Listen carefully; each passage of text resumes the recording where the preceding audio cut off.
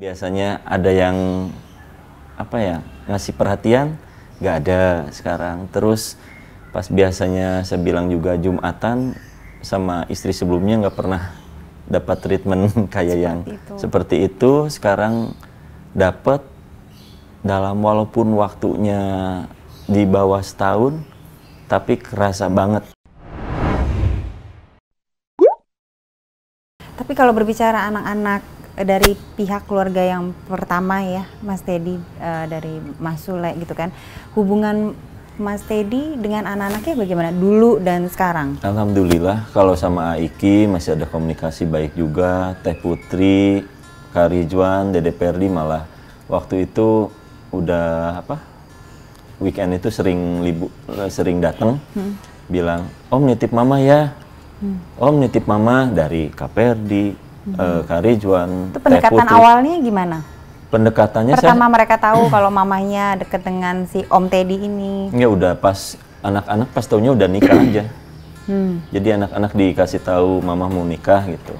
Terus ya anak-anak mungkin ya biarin aja gitu. Pas udah tahu udah nikah sama saya, terus saya sih nggak langsung dekat karena emang posisi waktu itu terlalu dekat, lama juga sama ibunya terpisah anak-anak. Jadi ada sekitar spare 3 sampai 5 bulan.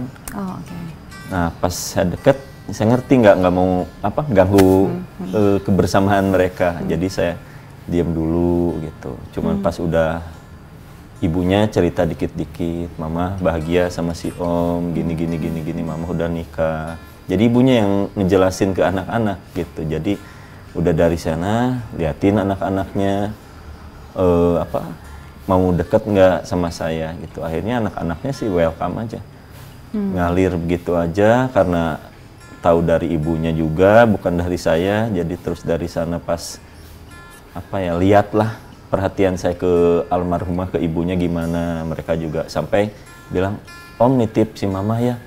Saya bilang kalau nitip bisa aja, saya bilang, tapi ada yang Om nggak bisa bantu buat mama kalian. Yaitu kadang-kadang mama itu kalau lagi kangen sama anak-anak, Om nggak bisa masuk ke posisi itu. Posisi lain oke lah, masih bisa di take care. Tapi kalau yang pas posisi kangen anak-anak, makanya kalian kalau emang mau mamahnya bahagia atau ini, tengokin. Mama cuma minta ditengokin aja. Makanya pas libur dari bulan Juni tuh, Juni, Juli, Agustus, September, Oktober, November, 6 bulan ketemu terus. Pasti Jumat, Sabtu, Minggu datang, Jumat, Sabtu. Jadi terakhir-terakhir itu lagi rekat banget ya? Sama almarhumah. Sampai minta pulang dari Thailand itu, DDPR di Kak Ridwan langsung dari bandara itu langsung ke Bandung, minta liburan. Aduh, ini mau tahun baruan di mana? Mau sama mama aja. Akhirnya saya suruh nyari penginapan. Akhirnya udahlah Cipanas, kata. Garut dekat. Alhamdulillah. Gitu. Alhamdulillah dapet. Langsung dari sana anak-anak juga ada di vlognya Teh Putri kan, kebersamaan itu ada gitu, hangat gimana. Jadi pas dilihat juga nggak tahu kalau ada kilah-kilah bakal seperti ini. Karena pas saya bilang, saya udah ngingetin ke almarhum itu, ini minum obat sama antibiotiknya. Tapi almarhumah itu pas waktu liburan 3 hari itu, obat itu nggak mau bikin worry ke anak-anak, bikin khawatir ke anak-anak. Obat itu cuma dibikin sirupnya aja, karena hampir ada 7 item. Obatnya. Mas Teddy nggak ikut pas liburan itu ya? Ikut. Ikut. Jadi nggak bisa mengingatkan? Udah diingetin, cuman ibunya itu almarhumah nggak mau bikin kelihatan lagi makan obat ke anak-anak, bikin khawatir.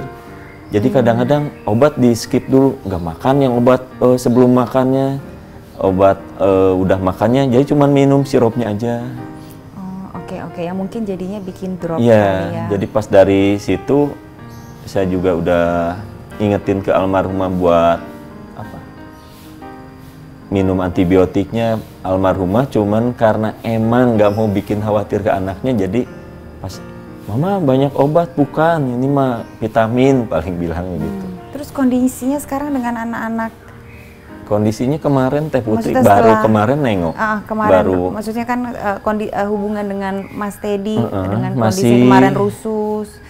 nggak ada rusuh sama anak-anak, masih. Alhamdulillah ya. Ya masih tahu karena emang dulu mungkin almarhumah sendiri yang bilang baik jelek juga ini ayah sambung, tetap harus ada silaturahmi, jangan sampai ini mungkin. Jadi kemarin Teh Putri baru nengok juga adeknya, kemarin ngasih dot anti tersedak. Jadi Mas Teddy mah mencoba untuk berbesar hati aja dengan kemarin permintaan otopsi, akhirnya pindah makam gitu ya. Ya, saya ikutin aja yang emang diinginkan anak-anak yang terbaik buat ibunya aja kemarin. Oke. Jadi ini berarti kakak-kakaknya semua sayang dengan si Dedek Bintang ini. Sayang banget. Aiki waktu pas hari tanggal 9 Januari 2020 juga, Om mana pingin nengok si Dede sekalian mau gendong, kan itu waktu otopsi itu hadir di pemakaman. Oh lagi diimunisasi DPT 2, paling bentar lagi ke sini karena sama Bibi saya harus menghadiri ke makamnya itu, menyaksikan jadi pembukaannya. Bahwa kalau yang dari rumah sakit itu yang tim forensiknya emang yang udah ditunjuk biar benar-benar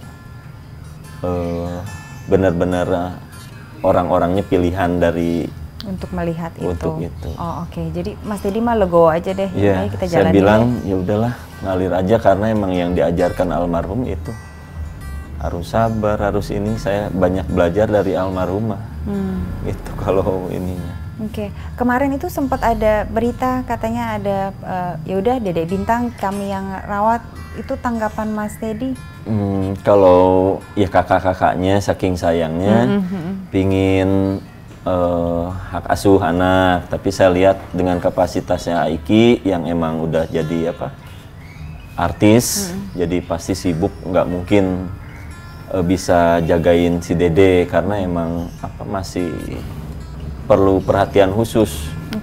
Tidurnya nggak bisa sembarangan lah bangun jam segini, takut ngeganggu Aikinya. Teh Putri juga baru bikin 2 album kan kemarin, terus banyak promo, nggak mungkin juga. Cuman itu mah cuman dari kakak-kakaknya ada keinginan gitu buat ngerangkul adeknya yang kecil ini. Tapi kalau boleh tahu Mas Teddy, pola makan, pola tidur Mas Teddy gimana? Karena kan bagaimanapun juga ada Dedek Bintang betul. yang juga membutuhkan papanya nih.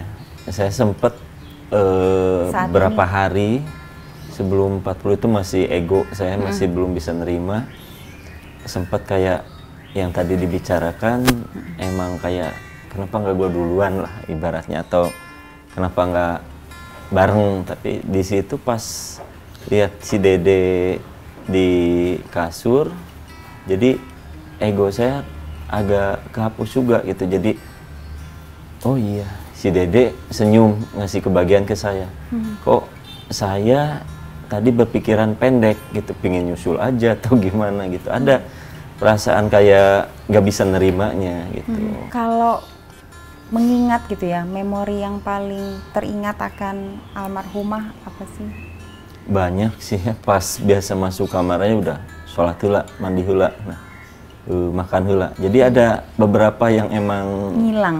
Ya hilang, biasanya ada yang ngasih perhatian, nggak ada sekarang. Terus pas biasanya saya bilang juga Jumatan sama istri sebelumnya nggak pernah dapat treatment kayak yang seperti itu. Sekarang dapat dalam walaupun waktunya di bawah setahun, tapi kerasa banget gitu. Makanya dari sana gimana ya, banyak yang pas masuk itu sesak di sini napas tuh kayak yang tadi pertanyaannya merasakan betul, beberapa ada beberapa yang ada di bagian tubuh itu yang ada jam-jam khusus nggak Mas yang lebih berasa gitu misalnya? Ada, biasanya kan kita wirid itu almarhumah karena jam 11 malam sampai jam 1:30 atau jam 2 suka bareng wirid bareng di CCTV itu 6 bulan ke belakang itu kita wiridan bareng. Jadi ada momen-momen yang emang saya itu lagi belajar mengarah ibaratnya istiqomah ke urusan agama gitu, karena sebelumnya kan kerja di Jepang, Singapura, Australia, terus ke Amerika, tapi nggak ada perasaan tenang. Nah, pas ketemu almarhumah itu dapat semua, ada ketenangan, ada yang biasanya apa? Saya itu kadang-kadang kayak gelisah, hilang di situ. Jadi kadang-kadang lokasi, maksudnya posisi atau tempat biasa wiritan bareng itu berasa sekali. Berasa sekali, kadang-kadang pas. Tapi masih mau melakukan di situ, kan ada beberapa masih, yang itu yang ada sampai terlalu... 100 hari katanya masih ada bilang masih di lingkungan situ. Jadi tetap saya ngedoain juga almarhumah masih posisi di situ juga. Nanti mungkin udah 100 hari saya coba buat apa?